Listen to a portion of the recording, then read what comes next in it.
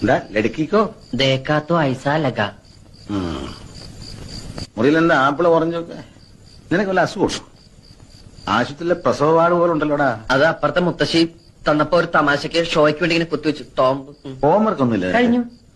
ഓഹോ, എന്നാ പിന്നെ കിടന്നൂടെ? വന്നില്ല. ഉറക്കോ? അല്ല, മാലു. മാലു നിന്റെ കോടലി മാല ഞാൻ എടുക്കും. ഇന്നു മുതൽ ഇവിടെ ഞാനാ കിടക്കാൻ പോകുന്നത്. അയ്യേ, അപ്പൊ അവളോ? അവൾ അവിടെ കിടക്കും, അമ്മയുടെ പെങ്ങളെ കൂടെ.